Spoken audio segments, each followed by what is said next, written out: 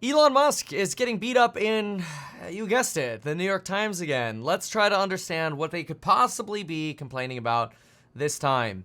Elon Musk has crossed a line. All right, David Walsh. David Walsh, the postdoctoral associate at the Yale Program for the Study of Anti-Semitism and the author of Taking America Back, the conservative movement and the far right. Oh dear. Elon Musk, one of the world's richest men, who is now most famous for running Twitter, has a new excuse for the company's shaky performance since he bought it last year. The problem, according to Musk, is the Jews. That's not what Musk said at all. In case you don't know, and I'm going to give you like a really high-level overview, there's basically this anti-defamation league that's been trying to censor Twitter and lobby for censorship on Twitter for a very long period of time. Elon Musk is threatening to sue them. Elon Musk claims that because of them, advertising revenue is down 60% because they put together fallacious studies that say hate on Twitter is increasing ever since Elon Musk has bought it. Elon Musk obviously disputes that, and Twitter suggests that's statistically false, and then of course the ADL's like, no it's not, here's our research, and you have this like big pissing match going on. Based so far on the first paragraph, I have a feeling we know which way this article is going to go. In an outburst on his platform Monday, Mr. Musk claimed, without presenting any evidence, that ad revenue on Twitter is down 60%, primarily due to pressure on advertisers by the ADL, which he said has been trying to kill this platform by falsely accusing it and me of being anti-Semitic. Okay, look, saying, hey, I'm being falsely accused of being anti-Jew, and therefore ad revenues are down, is very different from saying ad revenues are down because of, quote, the Jews. This is not a way to write at all an article that is supposed to convey any unbiased or fairness at all. It's basically the hit piece. So let's see what it is. While the website has long had a reputation as a cesspool for lies, hate speech, and a significant neo-Nazi user base, I would be very curious to know where this person's citation is on this. Now, don't get me wrong. Twitter's not perfect. The stuff that usually does well on Twitter in terms of views does need extra context. But that's social media in general. And ultimately, it's on the users to dive deeper beyond headlines, right? And to understand perspective. But this is a pretty rough argument here to say Twitter's just a cesspool for lies, hate speech, and new neo-Nazi user base. Personally, I go on Twitter every single day.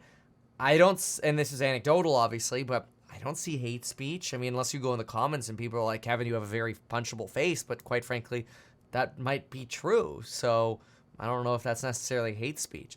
But anyway, we certainly wouldn't call it a cesspool for lies or a Nazi user base, but okay.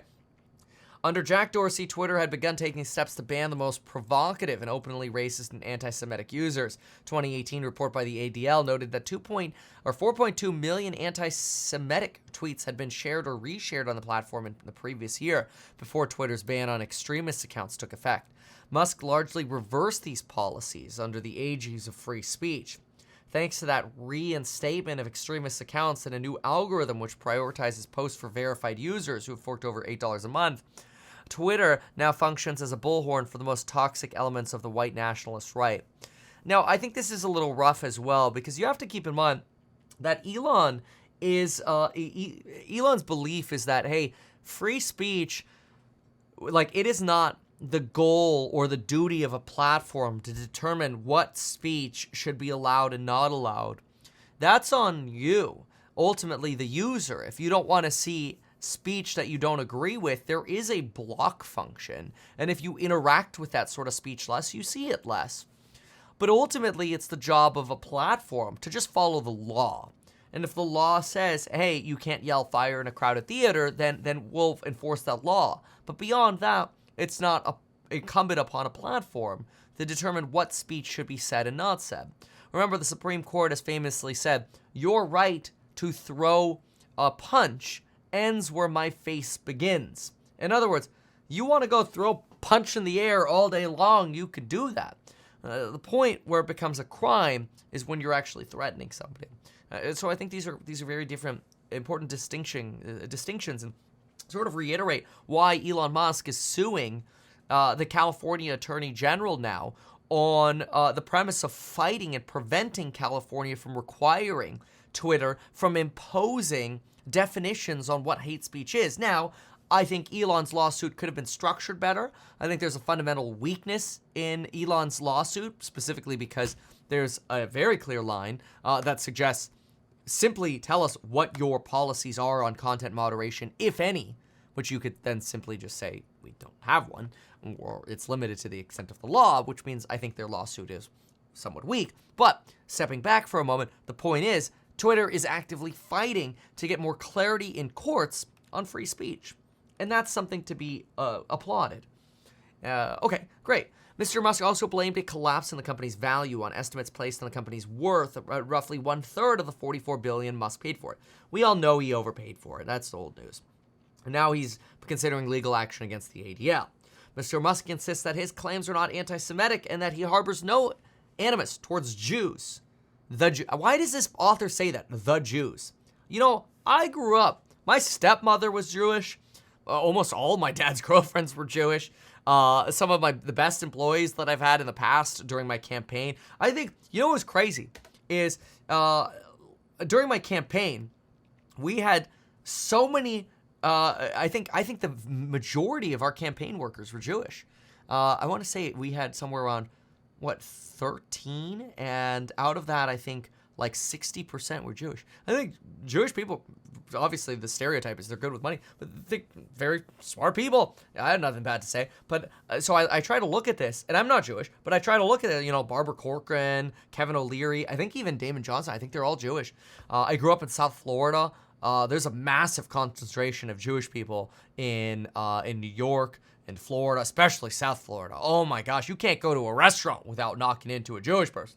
But anyway, I don't, my point of this is saying, like, I've never seen, and I watch Elon a lot, I have my criticisms of Elon, but I've never seen Elon be anti-Jewish or actually anti any race or religion. I haven't seen that. So I think this is very weird, like a very, very biased piece here.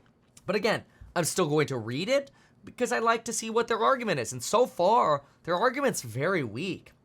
There's a long history of far-right groups attacking the ADL for its alleged smears. Okay, we're going into like the history of the ADL being attacked. Well, of course the ADL is going to be attacked.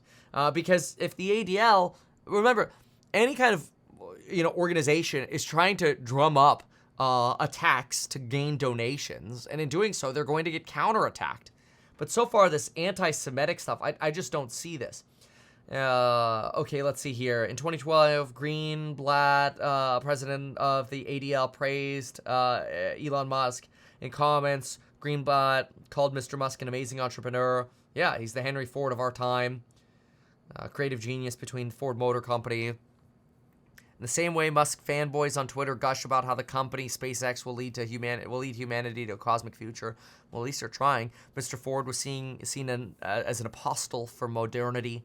Joseph Stalin sought out experts from the Ford Motor Company to help industrialize the Soviet Union. Huxley dated his calendar in the dystopian novel Brave New World after Ford. Mr. Ford, America's great, infamous anti-Semite. Are you serious? This author is literally trying to compare Elon Musk to Ford as an industrialist. And because Stalin liked Ford and Huxley compared Ford to basically, someone else here compared him to an anti-Semite, therefore Musk must be an anti-Semite. So they're literally saying, like, let's think about this line of logic for a moment, of how disgusting this line of logic is for a moment, okay? You ready for this? Look at this line of logic. Tell me if I'm missing something here, okay? So, let's see here. Elon called industrialist. Okay? Ford was industrialist. Okay? Industrialist. There we go. All right? Since Stalin liked Ford, someone called Ford anti-Jew, and Huxley says Ford equals Brave New World, basically. You are therefore concluding, oh crap, stupid iPad crashed. The logic was so bad that my iPad literally just crashed. By stringing that together, you are concluding Elon Musk is anti-Jew. This is pathetic. This is, like, why do they air this stuff in the New York Times? Like, this is just embarrassing. This shouldn't even be on here. There's not, I'm scrolling through this right now. There's not a single piece of evidence, not one piece of evidence in here as to how Elon is anti-Jew. But here's a whole opinion piece about how Elon has crossed the line because he's like Ford, and Stalin liked Ford, so obviously he's a commie. And Huxley says, Elon's basically going to be Brave New World because Ford was, and somebody else called Ford an anti-Semite, therefore Elon is. That's the argument here. This is completely ludicrous. But this is the kind of logic that I guess gets aired in the mainstream media these days. It's absolutely pathetic. Really sad. Anyway, with that said, I gotta go. Check out the programs on Building Your Wealth link down below. We have an expiring coupon code on Friday. It's going to be the largest expiring coupon code, primarily because it's probably going to be right before the House Hack launch, and we're keeping House Hack launch exclusive to course members for as long as we can. We might honestly sell out of all of the House Hack shares that we are able to sell, SEC limitations, to course members alone. So if you want to be part of it, make sure you're a course member. Best time to get a deal on the courses would be now. Go to meetkevin.com. You can learn about shadowing me. It's cheaper if you're a course member. Our building discounts, cheaper to buy renovation products if you're a course member, starting this week. Lifetime access to the courses, course member live streams, new content, you name it. Go to meetkevin.com to learn more. And then, of course, get financial advice with Stack Hack. There's a link to that at meetkevin.com as well. Thanks so much for being here. We'll see you soon.